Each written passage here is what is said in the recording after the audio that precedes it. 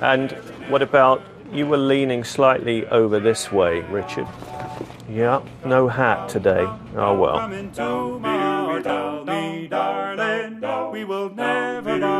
Okay, do you know what? I think that's about it. Fantastic. It's art made flesh. Come on, go with me. Come on, go with me. Wah, wah, wah, wah. When Rockwell gazed into the diner in small-town Massachusetts, he saw a place where big-hearted American values were front and center. It's cherry pie and good deeds. That's nice, but by no means the whole menu. I've a hunch that the real soul of the diner is to be found in the asphalt jungle of the 24-hour city.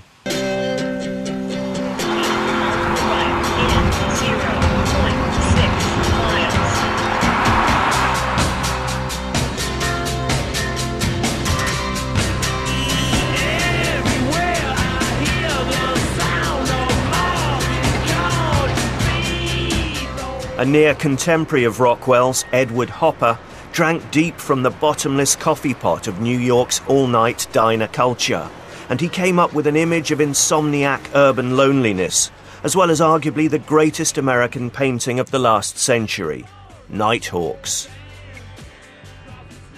Hopper grew up in New York and spent much of the 30s and 40s painting the urban landscape around him. Even now in the city, you see Hopper everywhere.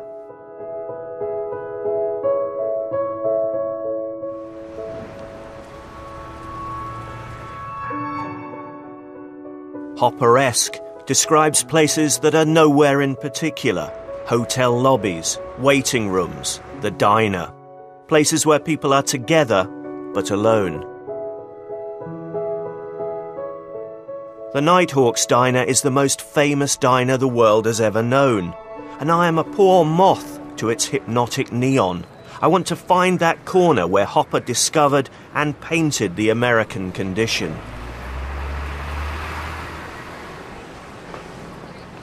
Excuse me, ladies, I wonder if you can help me. I'm trying to find this diner.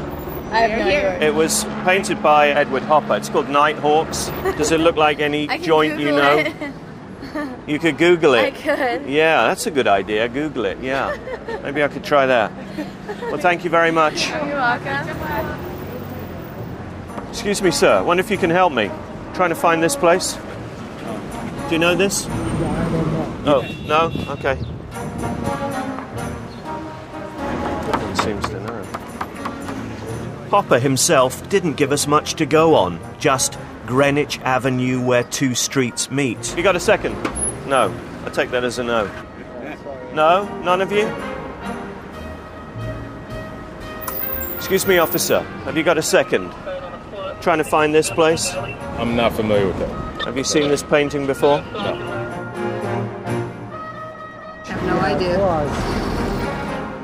I'm willing to tip handsomely. I'm a long way from home and... Well, Lord knows New York has clasped me to its bosom and can't do enough to help. But sadly, nobody seems sure exactly where the original for Nighthawks is located. Nighthawks at the diner, Emma's 49er. There's a rendezvous of strangers around a coffee urn at night. While I'm trying to place Hopper's Diner literally in the landscape, perhaps one Manhattanite could tell me where it lies in the American imagination. Adam Gopnik is an art critic and writer for The New Yorker. He would surely know. Oh, hi, Adam. How are you? Good to see you, Steve. Very nice to see you. Great to see you, too. Would you like the all-day breakfast? I would love it. Or the chef's special? I'll take the all-day breakfast. Adam, when you look at Hopper's Nighthawks, what do you see? Well, it's a picture that's about loneliness. It's a picture about aloneness, about the poignant reality of being in a diner late at night amongst people who are sharing the space but not sharing the experience. The oddity of American life is that it's simultaneously the most hyped up, amphetamine-driven, over-energetic form of existence, and then it has this melancholic underside. Do you find it a bit alienating? They look like characters in a fish tank, or Are you intrigued by them? Because at first sight they can be slightly chilly canvases, can't they? You know, I never feel with Hopper's people that they're complete as people. In other words, they're not like, the girls in Vermeer who are lonely and isolated, but who you feel have lives. Hopper's people are much more like the extras in a film noir, and you try and craft a kind of internal monologue for the people who are there. And yet, whenever I look at that picture, what makes it so interesting is you don't say to yourself, oh, he must be the crook and she must be the whore. You say to yourself, I don't know who these people are. And in fact, your suspicion at the end is they're probably completely ordinary people. If you could discover them outside that magical setting, they would be nobody in particular. They'd be you and me. So it's sort of the way that the environment lends them the glamour of melancholy and sadness and danger, criminality, is part of what makes that picture magical. It's that same mixture of wonder at this giant city that's grown up around us, and at the same time the knowledge that these insane agglomerations of people finally break down into these little atoms of loneliness. That's what Hopper saw, and it's a fundamental American truth. Hopper's caffeinated nightbirds seem all the more exposed by the diner's harsh strip lighting.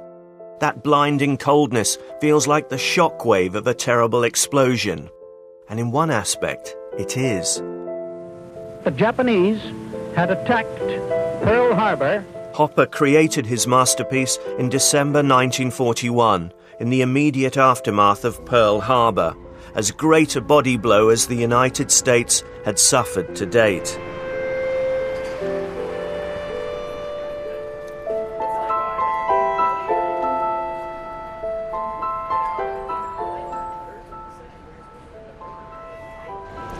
I'm not the only one on the trail of Nighthawks. There's a blogger here who trades under the name Jeremiah's Vanishing New York, who's clearly invested many man-hours trying to find the joint. He's been through government records, plans, maps, newspaper archives. At one point he writes despairingly, "The diner remains a ghost to us." His underground, slightly secretive blog, Other Twilight Searches for Nighthawks, finding the diner is like a film noir in itself. Hopper's biographer quotes him, "I simplified the scene a great deal and made the restaurant bigger. Unconsciously, perhaps, I was painting the loneliness of a large city." Like a fly in the fall of you again. Train is now arriving. Please stand away from the platform edge. It's not only the coffee drinkers who seem isolated. There's no doorway into the Nighthawks diner. Did Hopper leave it out, I wonder, to make us, the onlookers, feel further removed? To heighten our sense of peering into a giant fish tank? Are we perhaps the real outsiders of this lonely scene?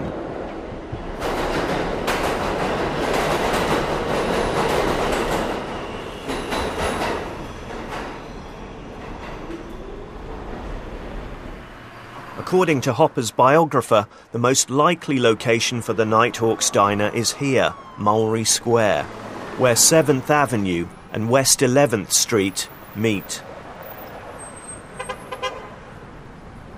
Most believe that Hopper's Nighthawks brooded over their coffee on this site, long since torn down. It's now a disused parking lot and an impromptu shrine to those who died just a few blocks away on 9/11.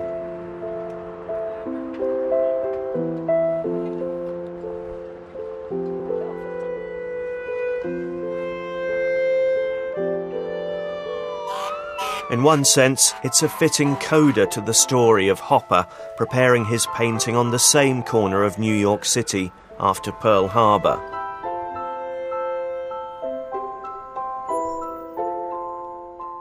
But whether or not Hopper's insomniacs were reeling from the shock of war in an actual restaurant doesn't matter. The Nighthawks diner is not so much a place as a state of mind.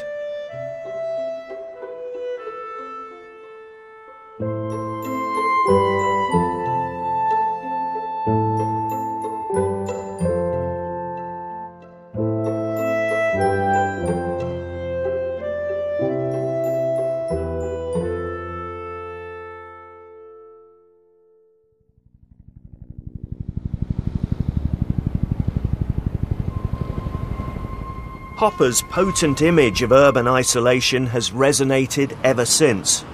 It comes through, curiously enough, in one of the most popular dance songs of the 1990s. I am sitting in the morning at the diner on the corner. American folk singer Suzanne Vega wrote a simple a cappella ballad about a diner on the Upper West Side. It was remixed by British dance combo DNA, who propelled it to global stardom.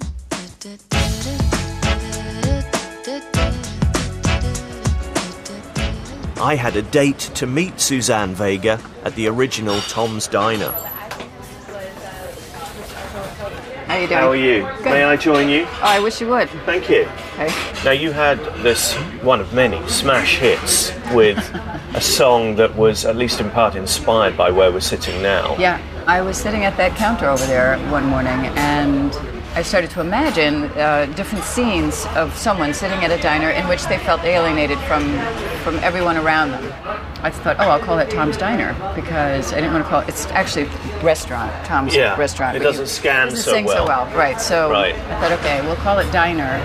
It's a strange kind of place, a diner. It can seem a place for lonely people, and yet it's the comforts of home, you know, the ketchup and the coffee. And curious. Well, it's sort of a midway point between the street and a private area. So you can sit, you can talk about things that are intimate, or you can do business deals, or you can break up with your boyfriend. You know, it's sort of like Have you a ever midway done that, point. Suzanne, in a diner?